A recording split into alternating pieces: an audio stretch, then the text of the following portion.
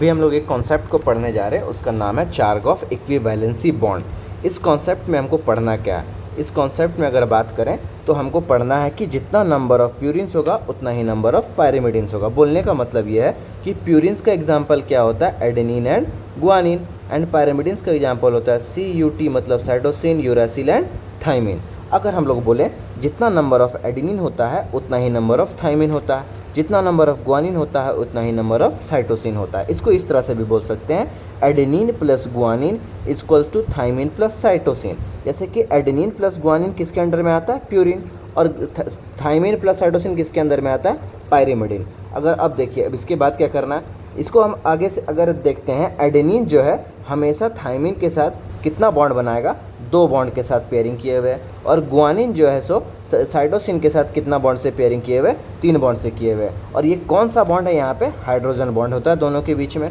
अब आगे देखते हैं, इसी से रिलेटेड एक क्वेश्चन करते हैं। क्वेश्चन में दिया हुआ है कि in a double stranded DNA of 100 base pair, यहाँ पे क्या दिया हुआ? 100 base pair adenine equals to 35, then calculate number of thymine, guanine and cytosine.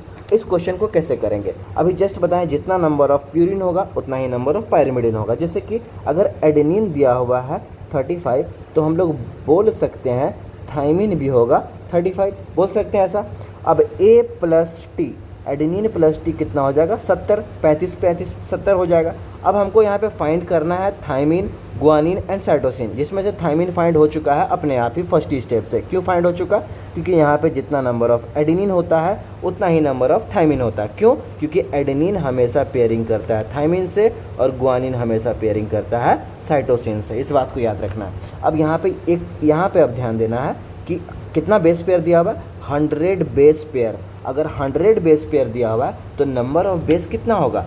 200 हो जाएगा नंबर ऑफ बेस। अब हम फाइंड करेंगे गुआनिन प्लस साइटोसिन, टोटल कितना होता है हमारे पास? 200। टोटल बेस पेयर कितना है? टोटल बेस हमारे पास 200 है। ये जो 200 लिखे ये है nitrogenous base, number of nitrogenous base. इसमें से माइनस कर देते हैं 70, तो कितना आ जाएगा? 130। अब इस 130, ये 130 किसका वैल्यू आया? Guanine plus cytosine.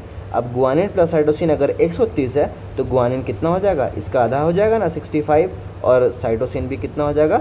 65। तो इस कॉन्सेप्ट से इस टाइप का क्वेश्चन हमेशा से ही आता है एग्ज़ाम में।